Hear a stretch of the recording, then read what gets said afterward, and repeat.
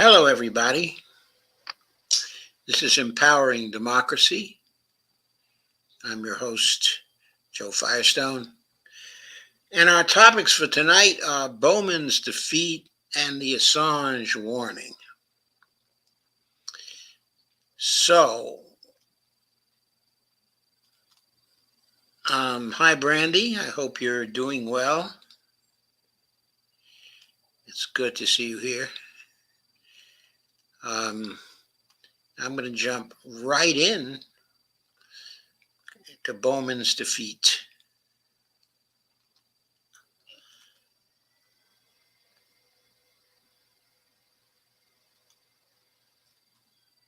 So let me pull up a piece from Common Dreams.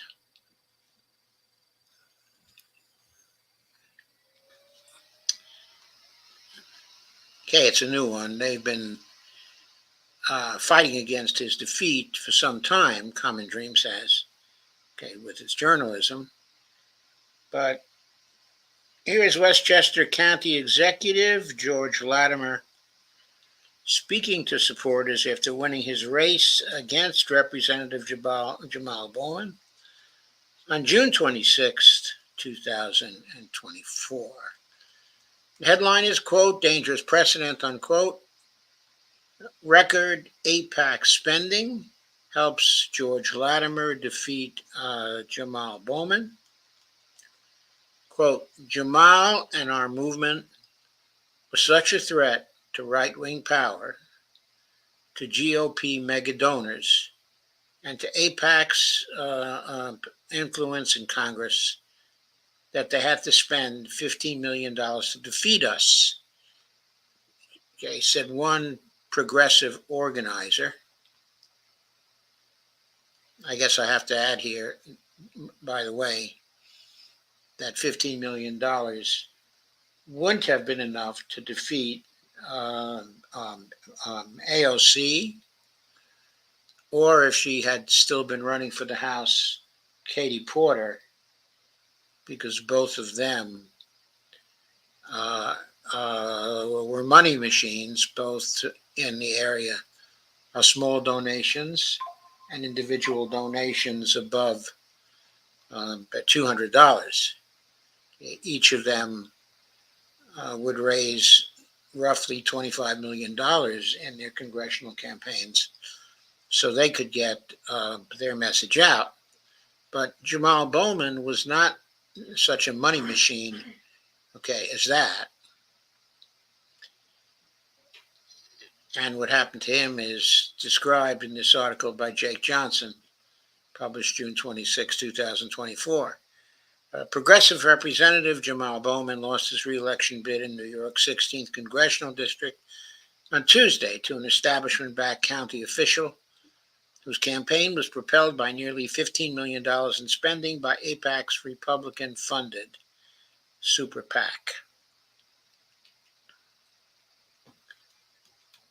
So, when Super PACs were allowed by the Supreme Court in its decision of 2010, the Citizens United decision, okay, they made it possible for Republicans to spend unlimited amounts in Democratic primaries in order to defeat the progressive Democrats that they did not like. We didn't see much of it in the first few years going on, but starting about maybe 2018, that was when the super PACs began to exploit the possibilities inherent in the CU decision. The United Democracy Project's UDP spending made the Democratic primary contest the most expensive House race in history, according to a sludge analysis of independent election expenditures dating back to 2001. UDP's $14.5 million onslaught to oust Bowman was, quote, more than any other group besides those affiliated with a political party has ever spent on a House election. I have to add here, we will never know what that money actually caused in terms of its possible consequences in defeating other progressives in other parts of the country uh, that will be running for office in 2024. Yes, but Jamal Bowman is gone, but they had to spend $14.5 million to do it, and that's going to have to cost them something at the other end. Of course, it will be very hard to track that down, but it's a possibility. They also spent a huge amount of money in the race in Oregon to defeat Jayapal's sister. I think they spent less there, but as I recall, 7 or 8 million was spent in that race also. Now, they'd said at the beginning of the year that they were going to spend $100 million trying to get rid of the squad members. I expect them to fail in some of those races. But of course, it's still early in the season, and it will remain to be seen how well their plans do work out. The investment paid off, says the article, with Westchester County Executive George Latimer leading Bowman by a margin of 58 to 42%, with close to 90% of the vote counted in the 16th district, which was redrawn ahead of the 2022 midterms to include more of suburban Westchester County and less of the Bronx. And who did the redrawing? Well,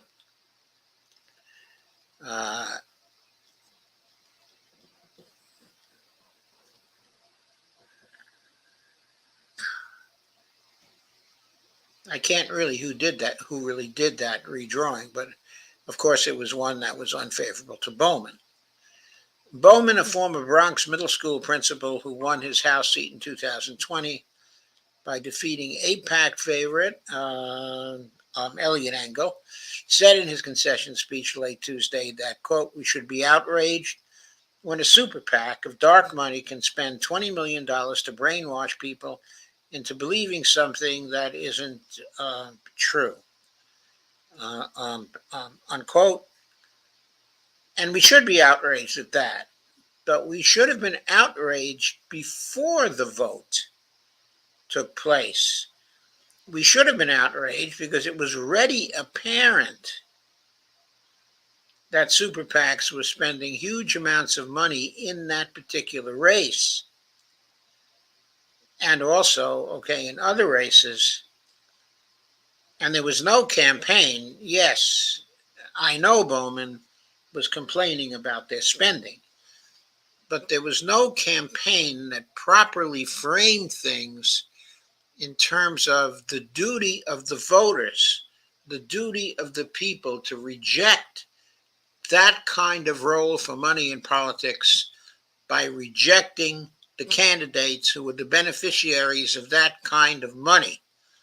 I still think if Bowman had run that sort of campaign based on the principle of dump the corruption, he might have beaten the AIPAC money in this instance. And just to be clear, the UDP is a super PAC created by AIPAC. So they're a creature, of AIPAC. I don't think that point was made clear in the earlier paragraphs. Quote again, when we say free Palestine, quote unquote, it is not anti-Semitic, said Bowman, one of the House's most vocal critics of Israel's assault on Gaza. A majority of Democratic voters in the U.S. believe Israel is committing genocide in the Palestinian enclave, according to a recent survey. Quote, I would like to make a public apology for sometimes using foul language, unquote, he added, referring to remarks he made during a rally over the weekend. Quote, but we should not be well adjusted to a sick society, unquote. And he couldn't be more correct, but I also have to say that those remarks had nothing to do with his loss. And the reason why I say that is because by the time of the rally over the weekend, as evidenced by the small size of the crowd at his rally, the people of his district had already decided, to vote against him. In other words, the race was already lost by that time. If you have a rally where Bowman and AOC and Bernie Sanders were not sufficient to draw a large crowd, then that means that people have already made their minds up.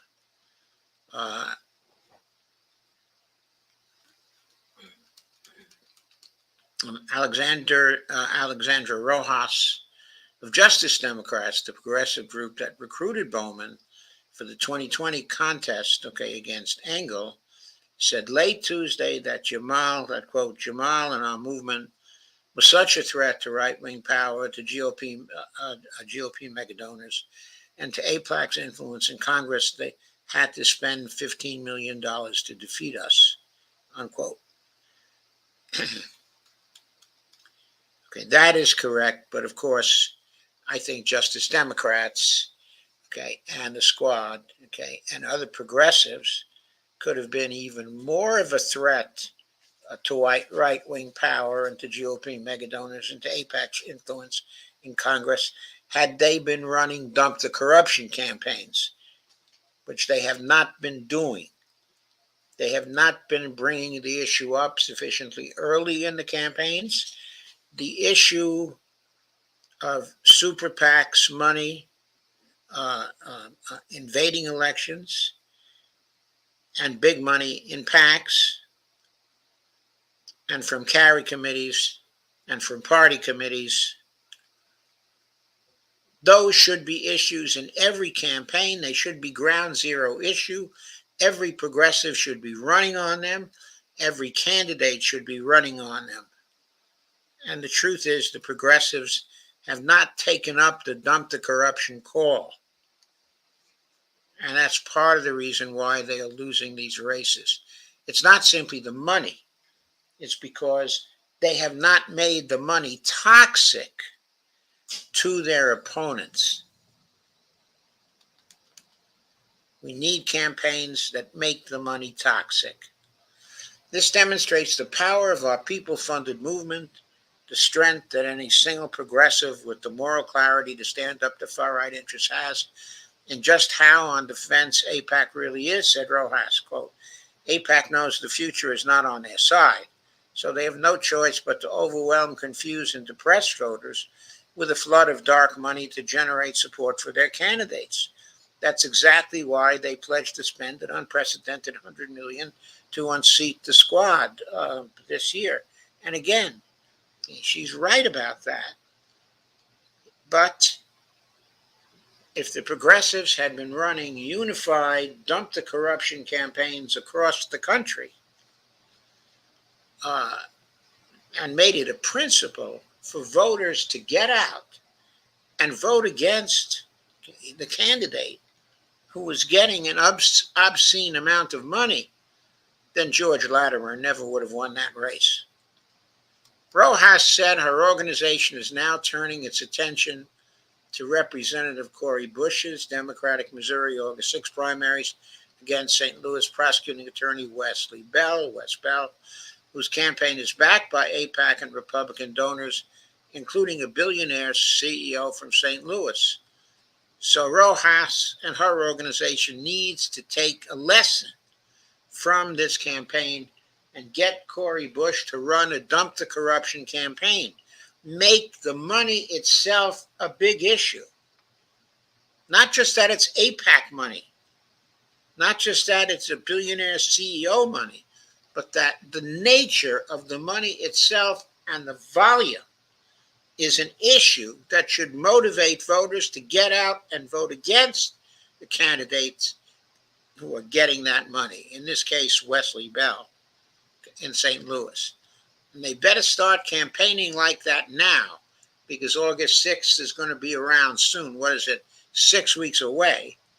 And unless Cori Bush runs a campaign like that, she's going to lose to Wesley Bell. We cannot give in to hopelessness or cynicism. We must fight back now, said Rojas. Let's come together in this difficult moment and do what it takes to stop AIPAC from unseating another one of our progressive champions, this summer. And what it's going to take is running a dump the corruption campaign. While Bowman fell to Latimer, another squad member, Representative Alexandra Ocasio-Cortez, cruised to victory in her primary, winning more than 80% of the vote against investment banker Marty Dolan. AIPAC, Super PAC, did not spend in the race according to available disclosures. Sure they did, because they knew they were going to have to come up with $25 million to defeat Ocasio-Cortez. Quote, Wall Street came for us again, and the people prevailed, unquote. Ocasio-Cortez wrote on Twitter following her victory. Thank you to the Bronx and Queens for choosing me to be your congresswoman, unquote. I'm sure glad she won, but we have to emphasize she was not really challenged by Wall Street with big money in this campaign. They didn't come after her with $15 million. Now, of course, they didn't, because they knew it wouldn't have taken $15 million. It would have taken $45 million. And they didn't want to spend half their bank on AOC. Representative Summer Lee, another squad member, also fended off a primary challenger earlier this year, overcoming a torrent of right-wing dark money. AIPAC set out this year's race after failing to defeat Lee in 2022. And again, they sat it out because they thought they would have to spend too much money to defeat Lee. So even with $100 million, that's an unlimited amount of money. There are a lot of squad members. They have to watch what they spend. And there are other progressives besides the squad members, and there are other progressives running for office this year.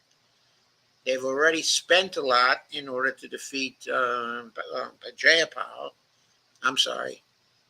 Soshita Jayapal, I think her name is.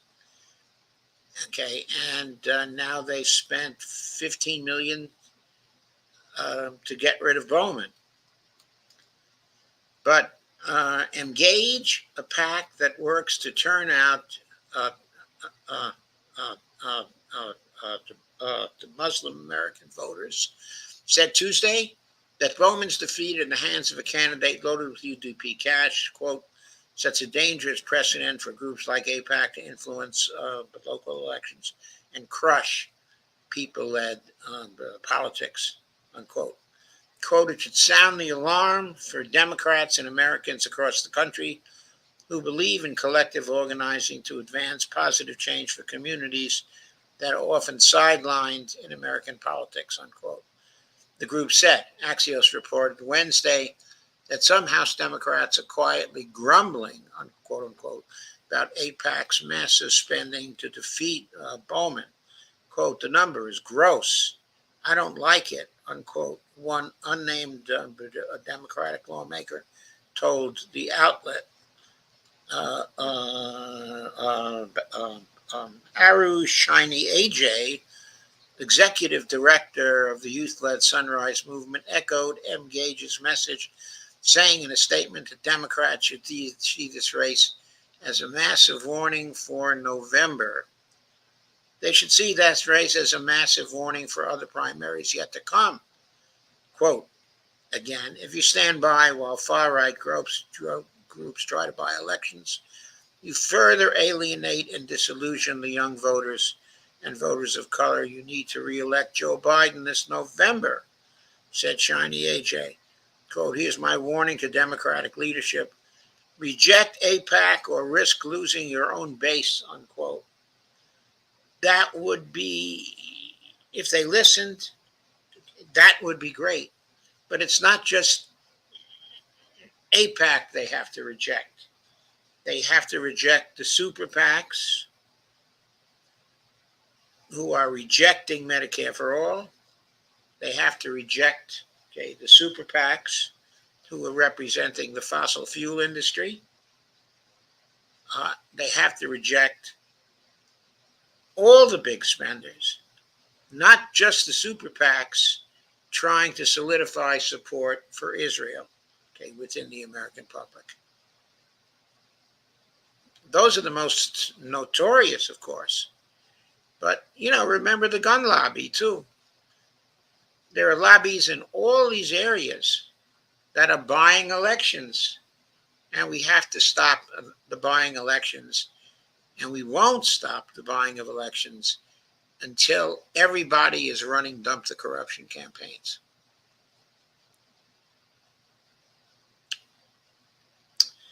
Let's move on to the next one.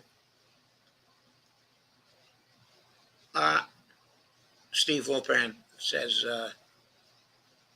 yeah, we'll be covering Julian Assange here tonight. He is free. I see a comment here from Steve Wolfbrand, who, when asked who is funding AIPAC, Steve Wolfbrand says it's Israel funding AIPAC. Well, it's also American billionaires, okay, who are funding AIPAC as well.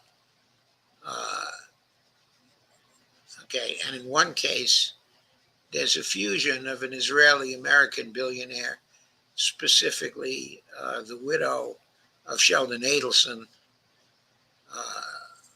okay, who's an Israeli, okay, by origin, but who most probably is an American now and is certainly living here in the United States, and who's got the Adelson fortune and is using it to fund the settlers in Israel and also campaigns here in the United States. So I do want to make that clear. So let's go to the second piece we have for tonight. We're quite busy tonight.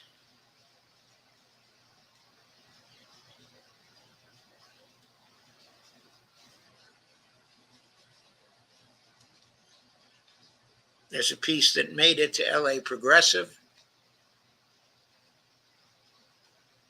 which was updated right after the election. It's by Sharon Kyle, who's one of the editors of LA Progressive. Headline is Jamal Bowman, "The Money Beat the Many." That's a very nice title. AIPAC is heavily funding Jamal Bowman's opponent. Time for progressives to show up. The squad is under attack. Of course, that was written earlier. The blog was updated 10 hours ago. The original was on June 25th, before the election was completed. There's a photo of Jamal Bowman. The U.S. political environment lacks a crucial component: civically engaged people who understand they have the power to shape their communities, to influence their laws, and to control their government. Not because they've been elected to office or because they work for an elected official or a nonprofit, because they occupy one of the most important positions in the country, that of citizen. Supreme Court Justice Louis D. Brandeis once said, quote, "The most important political office is that of the private citizen," unquote. He was right, but given what Pew Research tells us, the people of this country don't seem to believe Brandeis. According to the Pew Research Center, just 37% of Americans who are eligible to vote have cast ballots in the last 3 presidential elections. Like most women, I was beyond angry when Roe was overturned. I still am. But I wasn't just upset with the usual suspects, conservatives and Trump's cult of MAGA. They did what we've come to expect them to do, the bidding of the moneyed interests who couldn't care less about them. I don't have enough years in my life to waste any time or energy on that lost cause. My beef is with the Democrats, who could see the writing on the wall for a couple of decades, and did nothing to turn the tide on voter turnout and educating the populace. For years, neoliberal policies have been put into place by both parties. There were times when the Dems controlled both houses in the presidency. The Republicans weren't shy about announcing their game plan. The Dems should have taken steps to thwart it, but that would have required fundamental change. And you guessed it, we can't have that. If you remember, Biden was caught on video telling his deep pocketed funders that there would be no fundamental change if he were to win the presidency. And there hasn't been. You've probably noticed that, excuse me, unlike people who live in similarly situated countries, our people don't have universal health care or easily accessible, widely available child care or or a federal living wage or quality care for our aging population, and the list goes on. Of course, we continue to pour billions into warfare while the unhoused population is greater than it's ever been.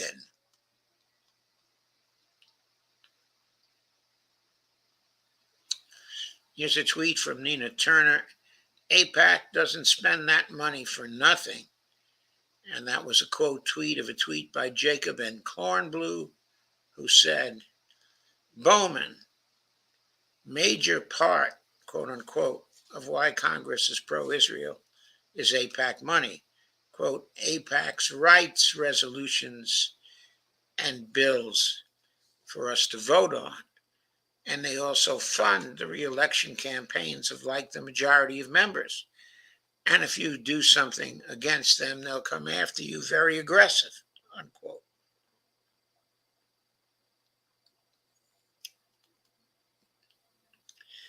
And that was a piece from the forward by Jacob Cornblue. I'm not going to play that video.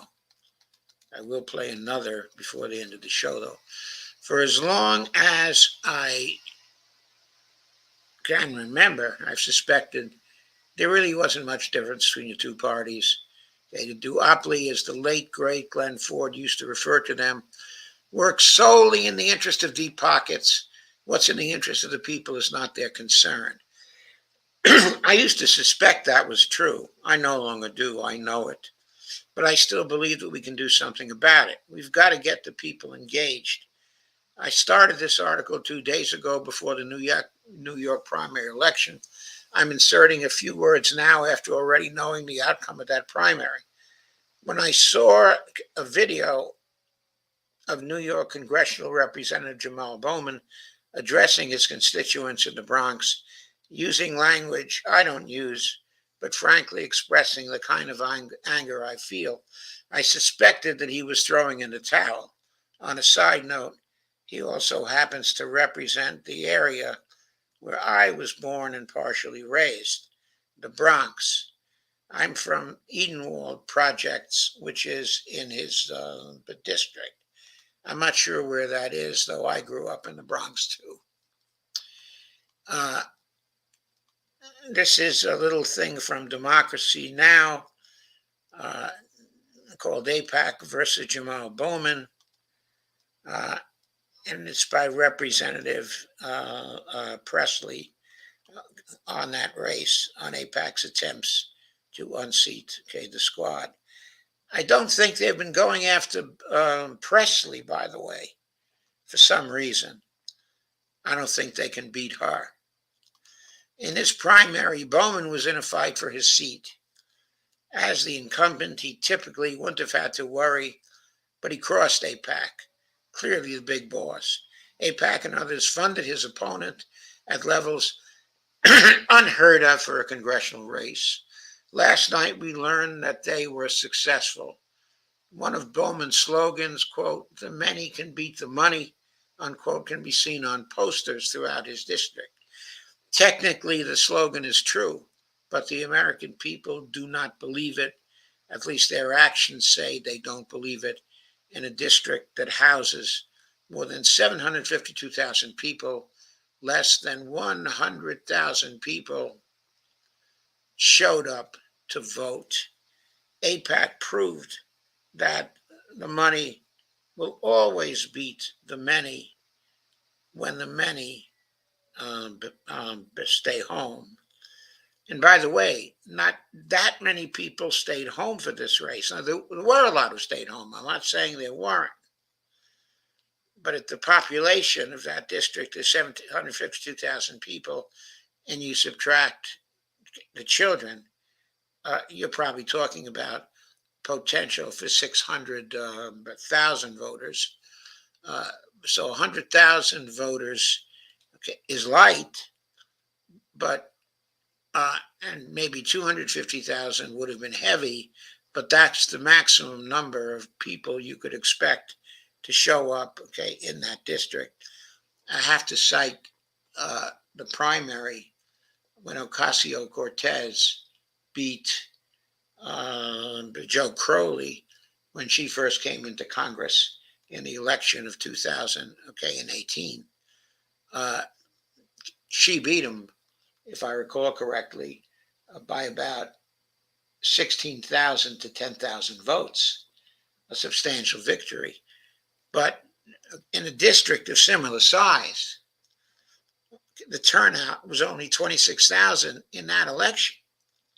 So more of her voters turn out, but and that was a case where the many were beating the money because Joe Crowley had a lot more money than she had. But still, the turnout was worse in her race in that year than the turnout was here. This was a heavier turnout. But it's true that Bowman's people did not turn out if he's being beaten at the time this was written by roughly 58 to 42. Okay, so again, to me, the message here is if he'd run a more vigorous dump the corruption campaign and went up and down the district from uh, door to door, calling voters out on the principle that money should not be the victor in this race, he might have done a lot better than 42 for him and 58, okay, for the other side. That's only a swing of 8%, actually. He could have gotten those 8% if he had made the issue, okay, dump the corruption issue. I know he called out APAC, but I don't think he argued that when people stay home or when they vote for someone who's taking the money, they're guaranteeing that the representative they vote for will not represent them, but instead will always represent the money, okay, that elected them. And that should have been the chief issue in his campaign, not the nature of AIPAC itself and not the issue of Palestine versus Israel. The chief issue should have been who are you going to vote for? The person who's going to represent, okay, the big money that he's getting, or me? I've been representing you for 4 years now, and I think I've done very good work for you. And I think you should vote for me because I represent you and because I don't take the same kind of big money that George Latimer takes. That's the way he should have run it. That's the way he should have campaigned on it. Okay, and that's the way progressives need to do it across the country. That's the way everybody needs to do it across the country. The big money has to be thrown out of these races. So let's get on.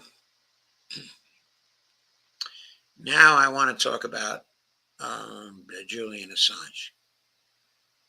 Uh,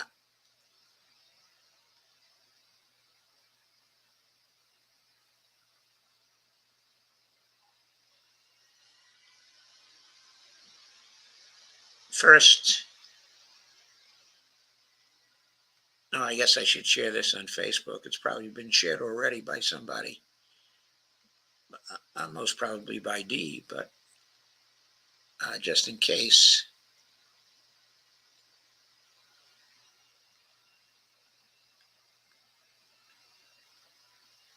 Okay, I will share it to Facebook.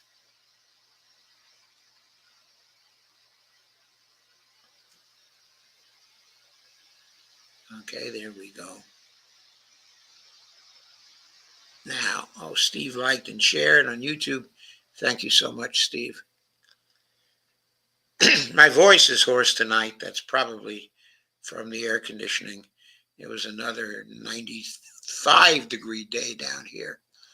So we pretty much had to live in the air conditioning, though we did go out for a little while. And we're still living in the air conditioning now.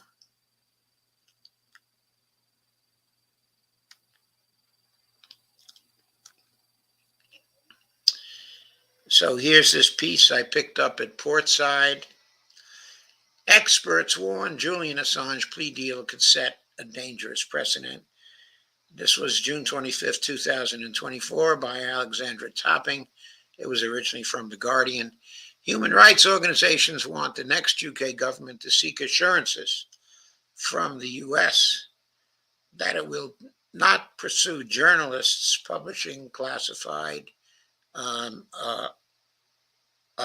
information. I think they could have gotten that from the next government of the UK, okay, if the elections were not going to produce a Keir Starmer victory. But even though it's a Labour victory, it's a Keir Starmer victory. And Keir Starmer is likely to be just as unfriendly to Julian Assange, okay, as the Tory government was. So I don't know if that's going to work, but it remains to be seen. Anyway, here we go. So here's Julian, a picture of him. He looks like he was eating better before his release, at least. The next UK government must push the US for reassurance. It will not pursue journalists for publishing classified information. Human rights organizations and experts have argued after the release of Julian Assange. Experts have warned that the plea deal struck between the WikiLeaks founder and the US authorities, which will see him plead guilty to one charge under the Espionage Act, but avoid serving any additional time in custody, could set a dangerous precedent. Julian Assange, who's battled his extradition to the US since WikiLeaks published more than 250,000 leaked classified military and diplomatic documents in 2010, was facing up to 175 years in prison on 18 counts. He spent the last, so of course he was overcharged, right? They're always overcharged. He spent the last 5 years in Belmarsh prison and had sought refuge in the Ecuadorian embassy for 7 years previous to that. And he got refuge for a long time before that, until he was betrayed by Lenin Moreno, who allowed the UK police to come in and get him.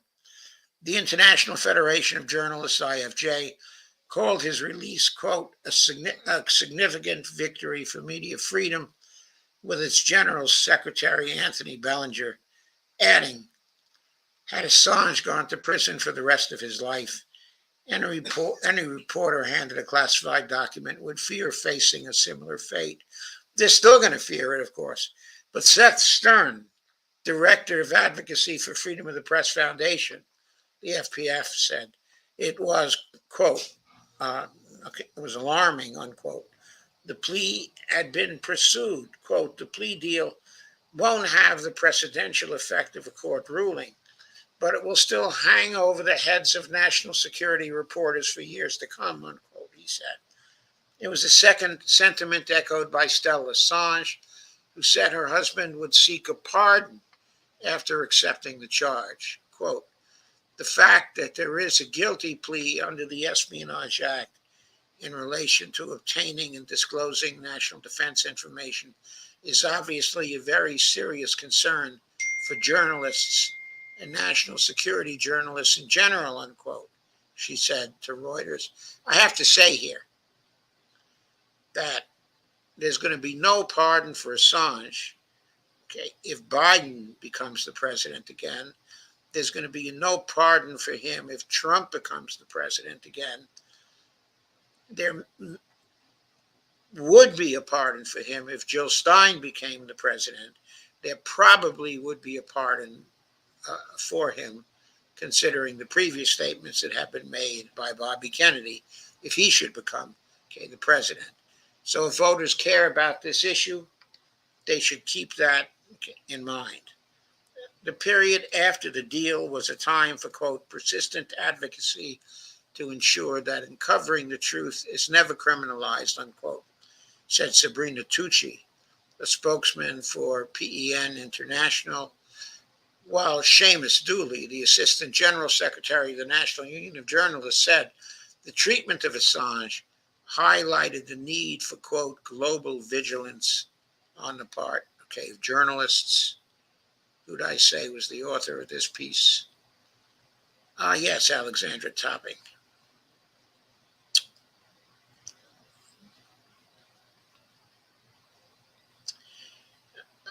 The period after the deal was a time, quote again, oh no, I've gone over that already, sorry. The timing of the decision, little more than a week before the UK general election, could indicate that a Labour government could influence its diplomatic allies, said the leading human rights barrister, Geoffrey Robertson, KC. I think KC is Knight of the Sea. I'm not sure what the C is. Maybe it's Knight of the Crown. Quote, I think one of the factors in the Pentagon conceding was the imminence of a new government, unquote, he said. Quote again, I think there was a recognition that the final decision would rest with a Labour government friendly with the Australian Labour government and not the Conservatives, unquote. Robertson, who acted for Assange and founded Doughty Street Chambers, which has represented the WikiLeaks founder for more than a decade, said the Biden administration should now publicly indicate that it would not pursue journalists for carrying out their work, including the assurance that non-American journalists would be protected under the First Amendment, which protects freedom of speech in the U.S. In May, the UK High Court granted the WikiLeaks founder permission to appeal against his extradition to the U.S. after it found that he might not be able to rely on the U.S. First Amendment and that he might be, quote, prejudiced at trial, unquote, due to his nationality. Quote, the U.S. government should make it clear that it will not seek to argue again that the First Amendment does not protect journalists from other countries, unquote, said Robertson, adding that governments, including the UK, should lobby for this outcome. Simon Crowther, an Amnesty International legal advisor, said the UK government had been, quote, complicit, unquote, in the US's pursuit of Assange, which had done, quote, historic damage, unquote, to global freedom of expression. In 2018, the then UK Home Secretary, Sajid Javid, signed the US extradition order for Assange. In March 2022, the UK Supreme Court refused Assange permission to appeal. And in June, the then Home Secretary, Priti Patel, approved his extradition. Quote, very early in the proceedings, the Secretary of State would have received the U.S. extradition request and had to decide whether or not to certify it. But the UK could have nipped it in the bud at the beginning without any kind of constitutional issues, and it didn't, unquote, Crowther said. He called on any incoming UA government to push for measures to protect journalists, such as a new international treaty, convention, or non-binding legal principles by an international body like the UN. Quote, I'd love to see the UK being at the fore of helping to mop up the mess that has been created by this case, he said.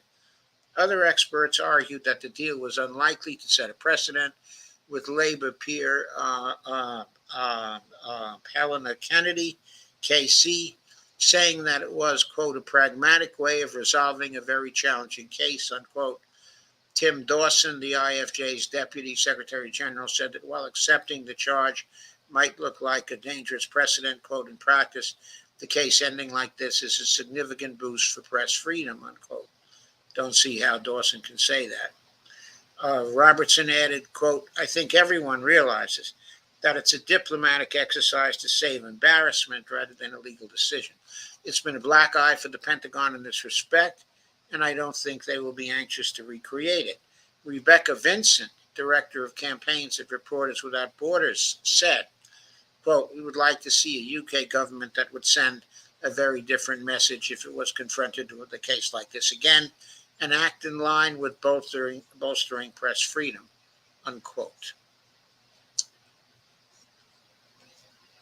And my next piece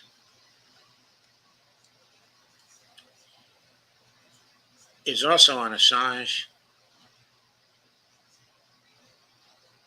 It's from Common Dreams. And there is a picture, okay, of Julian Assange with his thumbs up when he arrived at Canberra Airport on June 26, 2024 in Canberra, Australia. There's a video of that, of course. The WikiLeaks founder returned to his native Australia as a free man after attending the U.S. District Court for the Northern Mariana Islands in Saipan, okay, on Wednesday. Sick of Julian Assange? Fine. Just don't miss the message. The end of the legal saga for the WikiLeaks founder should not be seen as the end, it should be seen as a warning. And this is by Christensen, writing for Common Dreams.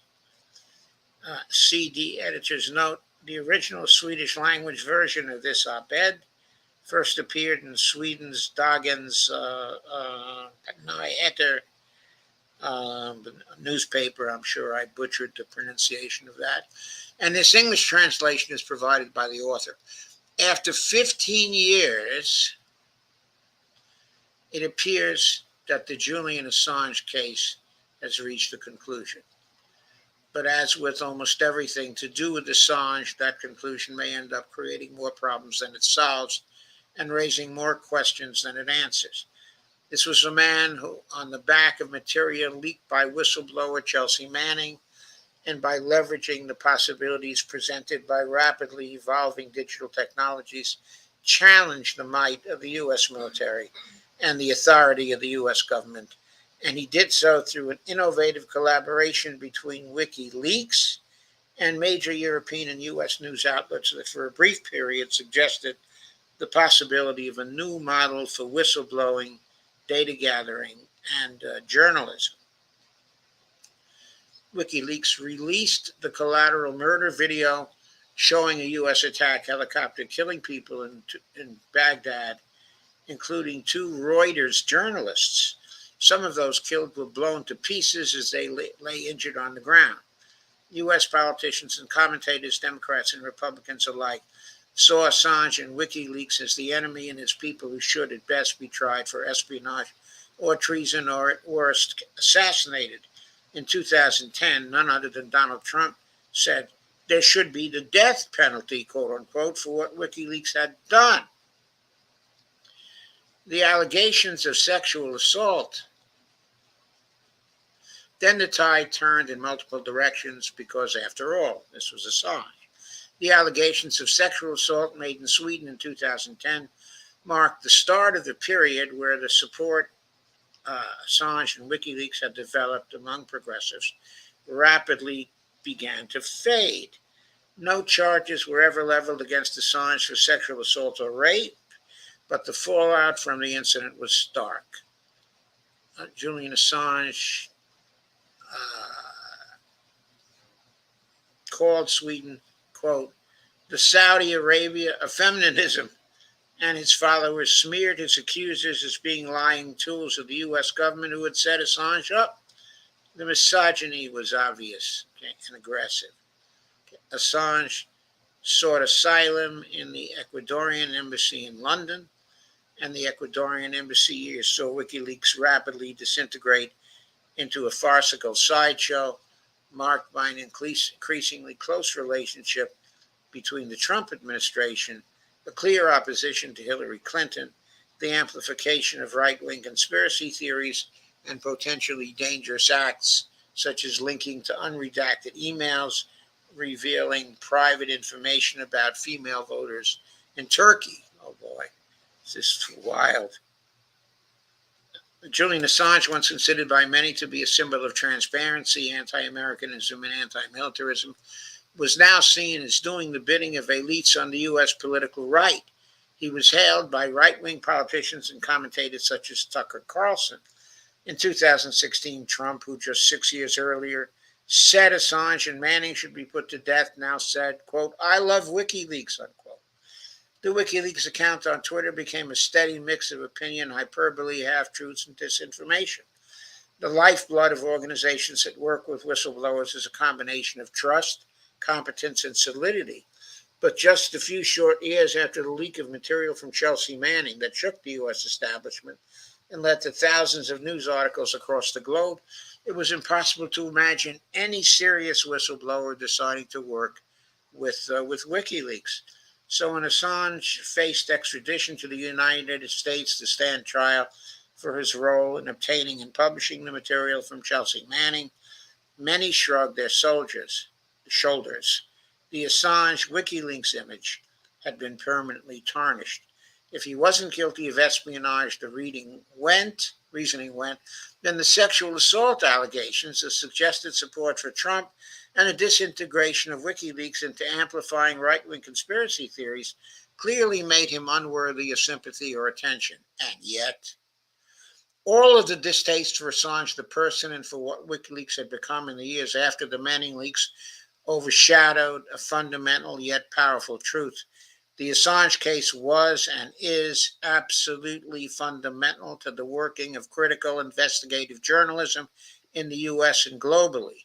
Whatever dislike one may have for Assange or WikiLeaks, the fact remains that his pleading guilty to one felony account of, quote, conspiring to unlawfully obtain and disseminate classified information relating to the national defense of the U.S., unquote, might enable Assange to leave prison, but nevertheless a victory for the United States government and military and a loss for freedom of information and the critical examination, of power. I certainly agree with that assessment. The conclusion to the Assange case sends a clear and chilling message to journalists around the world. Because Assange is an American, remember, that you challenge U.S. power at your own peril. This in turn sends a message to citizens that they are not worthy of knowing what the state does in their name, which is pretty ironic given that democracy is supposed to be about the rule of the people. So the end of the Assange case has given us one final twist, namely that the end is not the end, but it's a warning. Yes, it is a warning, and it is an indication that the fight for press freedom has only just begun. So now I want to go to a few minutes to a relatively short clip from Judging Freedom. Julian's brother, the show. Hang on a second. This is a clip from an interview that Judge Napolitano had with Anya Parampil.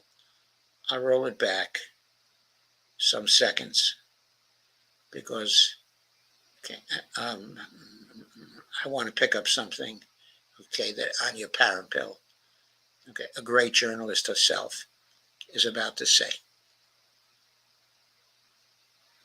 Aaron Mate, do you ever fear prosecution?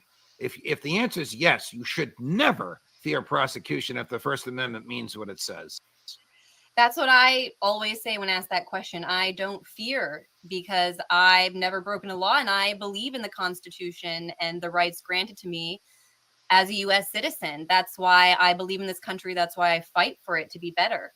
And it is my opinion that this precedent with Julian's guilty plea is very dangerous for journalism and journalists more broadly. But if they're going to come for us, they're going to have to come for the New York Times and the Washington Post and just about any other media outlet worth its salt. So I actually told Gabriel Shipton, Julian's brother, the last time I saw him, which was less than 2 months ago. I guess he was in DC to meet with the great Thomas Massey and others in Washington, hoping to push some sort of negotiation or deal along. That I believed in my heart that the US government could not risk bringing Julian here, because then it's not an issue of him languishing in a British prison cell where, frankly, they don't have the rights that we have in the United States. That's why we fought a war and created our own constitution. They never really got out under from the grip of their king, as exemplified by your statement there, the Royal Crown Service, whatever they want to call it over there. Very strange to me as an American to hear something like that. But I believe that if they brought him here, the pressure campaign that we've seen, I've witnessed here firsthand for years, like I said, hundreds, dozens of people that would convene in DC to protest at the State Department, or I'm sorry, the Justice Department. A few years ago, those people convened a birthday party for Julian on July 3rd to celebrate his birthday at the Justice Department and pretty much make a statement to the bureaucrats inside, saying there are American citizens who believe in our Constitution and see that what you are doing or intend to do with Assange's case is illegal, and we will not be quiet. We will make noise. And I think if he were actually here in a prison in the United States, that movement would have only grown, and it would have ultimately pressured mainstream media organizations to make statements about press freedom here, because it's something that even if they don't want to endorse Assange, even if they resent him, they ultimately would, if he were here and the trial actually became real, they would be forced to confront this reality and oppose it. And we would have to have a discussion about what our founders actually intended. And there's this one quote that I want to share from Thomas Jefferson, actually, that I also shared with John Shipton, Julian's father, when I met him here in DC. It was something along the lines of, it was in a letter that Jefferson wrote, where he said that the US government will become wolves preying on the people unless the affairs of the government are public and transmitted through the papers and widely read. So Assange embodies that quote. I can send you the exact quote. I'll give you a better one from Jefferson. If I had to choose between government without newspapers and newspapers without government, I wouldn't hesitate for a moment to choose the latter. Yes. That is the American spirit that I believe in, and that I think we've gotten away from, that would be revived if Julian actually came here for trial. And so I think there are certain people in power who feared that. I'm as ecstatic as you and our colleagues are that he's free, but I'm angry that the Fed still got their pound of the flesh. I was on with Pierce Morgan the other day, and there was a crazy wow. Okay, I think that's enough. And it just about gets us to the end of the show. But I think those 3 articles were a good sampling of how people feel about this. I've always felt that the prosecution of Julian Assange was utterly outrageous and utterly in conflict with what are supposed to be one of our major constitutional guarantees. Okay, freedom of the press.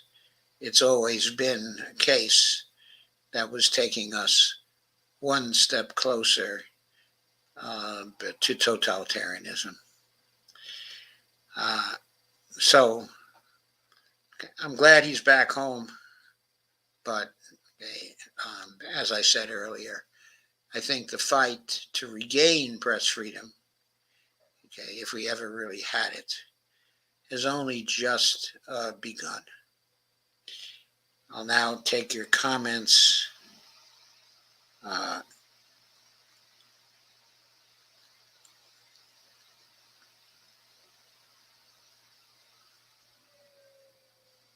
Okay, people say hello. Brandy says, I'm getting by. I hope you and Johnny I hope you and Bonnie are doing good. Yes, we are doing very good and also very well. So thank you, Brandy.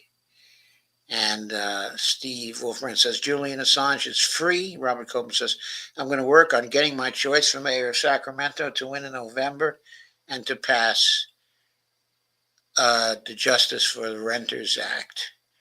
That's wonderful, Robert. Steve Wolfman says, Robert, good. He asks who is funding APAC.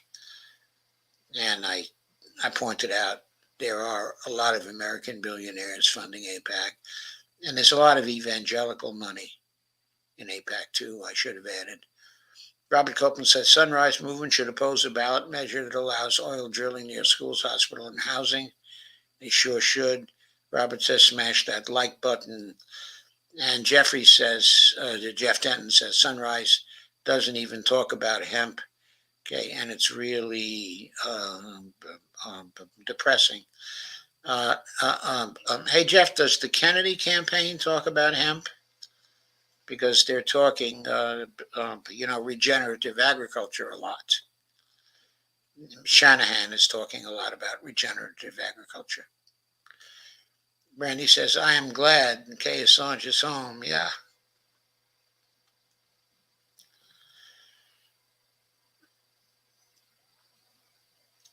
April says, hi, Joe and friends. Sorry so late. The kiddos have me swamped. Everybody says, hi, April. Hi, Andy, actually. Steve says, I attended free Julian rallies with the Convo Couch. I am so happy he is free. I am so happy for him and for you, Steve. And Kay says, press freedom is no more. Yes, it's been actually no more for quite some time, or at least it's a daily struggle. April says, hi, Steve. And I think that sort of does it for me now. Okay, there are 35 people here now, so I want to thank you all for your attendance. These days, it's rare when 35 people come to my streams. And so this is a big day. So let me point out, of course, that I have a Patreon account, which is on your screen right now, patreon.com/Joe_Firestone. And I have a Buy Me a Coffee account as well, if you're so inclined. I also want to let you know that I'll be back tomorrow with a special, because I'll be covering the debate. Really, I'll be covering both the debate and the meta debate by covering the debate through covering the meta debate. And if you don't know what the meta debate is, it's the real debate at therealdebate.com, which is an event being held by Bobby Kennedy for him to have his say, okay, in the debates. And I want to, I'm sure if I attend that I'll be doing commentary on both the Trump-Biden debate and also the Kennedy replies, and also my replies to all three. And I'm going to have to, I think I'm going to have to note, of course, that neither Jill Stein nor Cornel West, okay, nor some of the other people who are running will be having their say. It will only be three of the candidates that will be having their say because of the travesty which the debates have become, okay, over a period of years. So April says we'll rewatch Joepedia. Thank you, April, but I also wanted to announce that I'm going to be going over to Dee's place now. I expect she's going to have a show tonight. I'm not certain she's going to have a show tonight, but I suspect she will. And so I certainly will be going over there to help her out. And since it's only 9:05, I will be uncharacteristically early. Okay, when it comes to helping her out. So, once again, I want to thank you very much for coming to this stream, and I will see you all tomorrow, I hope, for that special. April says, I absolutely love when you dissect and add your commentary. I will try to make your debate lesson mañana, says April. Well, thank you, April. I'm sure I'll enjoy very much your being there. So long for now. And for those of you who would like to, please follow me over to Around the World with Dee and Friends, where I will be assisting Dee with her show.